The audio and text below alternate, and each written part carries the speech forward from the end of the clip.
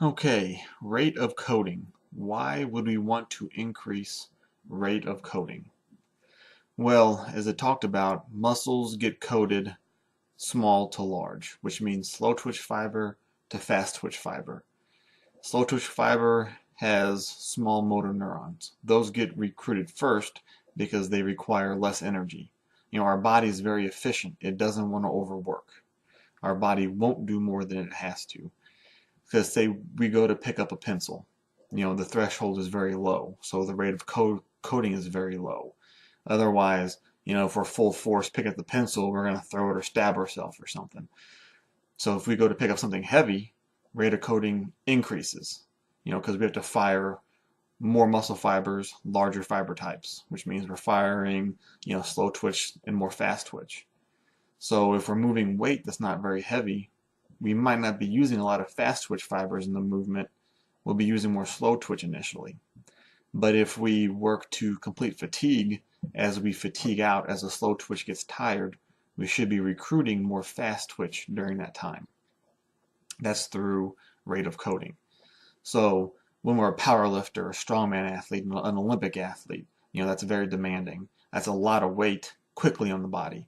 So rate of coding goes up to where we're going to recruit more fast twitch fiber very quickly.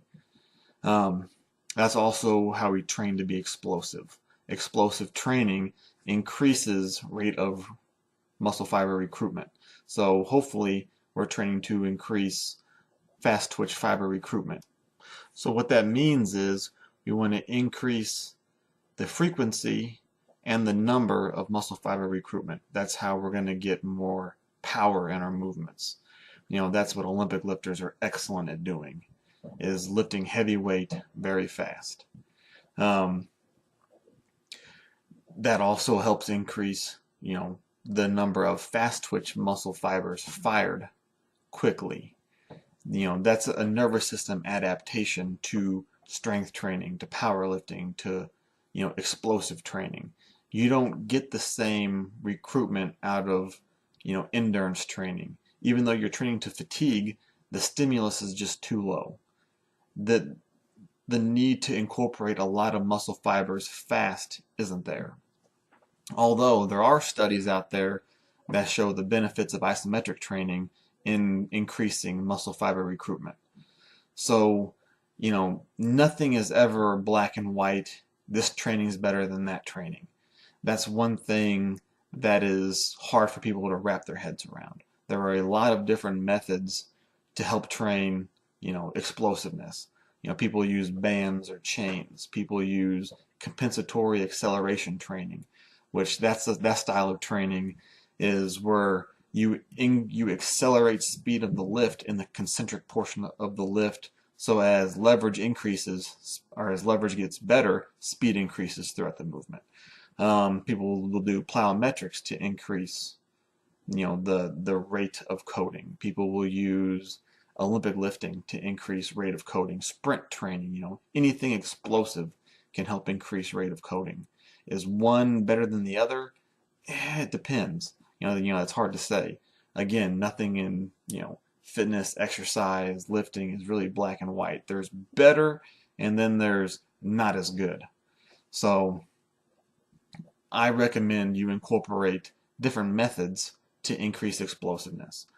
Overall strength is great for explosive athletes, although, overall strength isn't overall power. Power is how fast we move that weight. Strength is just how much weight we can move. And for most athletes, the name of the game for them is power. They want to be able to move, their body weight as fast as possible. Or if they're a strength athlete, typically they want to be able to move as much weight as fast as possible. That's what's going to get them to excel at their sport. Again, that pretty much wraps up this section. Training and your nervous system adaptations are specific to your modality of training. So if you have explosive athletes, again, you want to adapt their nervous system to their sport, to their needs. Well, that pretty much wraps it up. Again, a lot of information, or I should say all my information is cited in the text. So if you're curious about the studies I use, the infographics, any of the information, follow the links I provide, or the sources of information.